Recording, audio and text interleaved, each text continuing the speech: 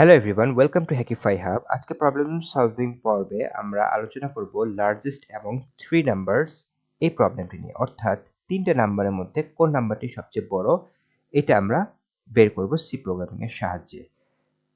Largest এবং 3 numbers এই প্রবলেমটিও C programming এর অনেক কমন একটি প্রবলেম। আপনারা হয়তো অনেকেই প্রবলেমটি ফেস করেছেন বা সলভ করেছেন। সো দেরি না করে শুরু করা যাক। আপনারা স্ক্রিনে দেখতে পাচ্ছেন আমি বেসিক সিনট্যাক্স সি প্রোগ্রামিং লিখে রেখেছি এবং লার্জেস্ট এবং 3 নাম্বারস ডট সি নামে ফাইলটি সেভ করেছি। তো শুরুতেই আমি integer a b and c নামে তিনটি ভেরিয়েবল ডিক্লেয়ার করে নিচ্ছি। এ বি এন্ড সি তিনটি ভেরিয়েবলের ডেটা টাইপ হচ্ছে ইন্টিজার, এন্ড পরবর্তীতে আমি scanf ফাংশন ইউজ করে তিনটা ভেরিয়েবলের জন্য ইউজারের কাছ থেকে ইনপুট নেব। ফার্স্ট ইনপুট আমি স্টোর করব এ ভেরিয়েবলে, সেকেন্ড ইনপুট আমি স্টোর করব বি ভেরিয়েবলে, এন্ড থার্ড ইনপুট আমি স্টোর করব সি তে। এখন আপনারা দেখতে পাচ্ছেন আমি তিনটা ভেরিয়েবলের তিনটা নাম্বার ইউজারের কাছ থেকে ইনপুট নিলাম।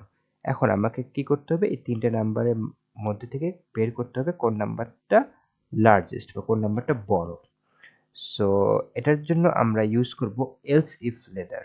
শুরুতেই ইফ দিয়ে ইফের প্যারেন্থেসিসের মধ্যে আমি কন্ডিশনে দিচ্ছি if a greater than b and a greater than c, তাহলে বডির ভিতরে আমি স্টেটমেন্ট দিচ্ছি printf, যেখানে আমি a কে প্রিন্ট করে দিচ্ছি।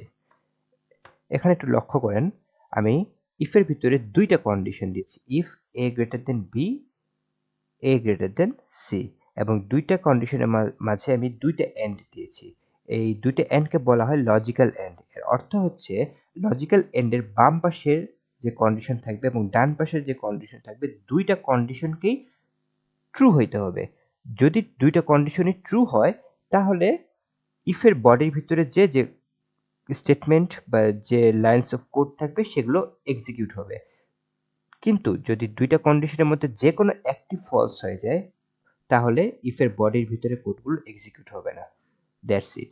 অর্থাৎ এন্ড, ডাবল এন্ড বা লজিক্যাল এন্ড দেওয়ার অর্থ হচ্ছে দুইটা কন্ডিশনকে মাস্ট বি ট্রু হইতে হবে। সো এখানে কন্ডিশনে আমি চেক করেছি ইফ এ যদি বি এর চেয়ে বড় হয় এবং সি এর চেয়ে বড় হয় তাহলে এ কে প্রিন্ট করে দিবে। পরবর্তীতে এলস ইফে আমি সিমিলার ভাবে চেক করব বি এ চেয়ে বড় এবং b is greater than c, অর্থাৎ বি এর চেয়ে গ্রেটার হতে হবে বি কে এবং সি এর চেয়ে গ্রেটার হতে হবে বি কে, তবে কি হবে এলস ইফ কন্ডিশনের বডির ভিতরে যায় প্রিন্ট করে দিবে বি ভেরিয়েবলের ভ্যালুকে। এখন এ যদি বড় হয় তাহলে এ প্রিন্ট করলো, বি যদি বড় হয় তাহলে বি প্রিন্ট করলো। যদি কোনো কন্ডিশন ইফের কন্ডিশন অথবা এলস ইফের কন্ডিশন কোনোটাই যদি ট্রু না হয় তাহলে থাকলো কি সি, সেই সিটা আমরা এলস এর মধ্যে প্রিন্ট করে দেব, অর্থাৎ তখন সিটা লার্জেস্ট হয়ে যাবে সি ভেরিয়েবলের ভ্যালুটা। সো কোডটা রান করা যাক।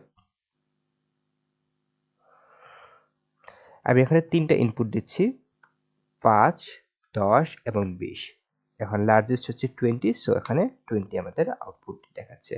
আবারও যদি কোডটাকে রান করি, যদি আমি এখানে দেই 2, 5, 3, এখানে যেহেতু 5 লার্জেস্ট দ্যাটস ওয়াই 5 প্রিন্ট করে দিবে।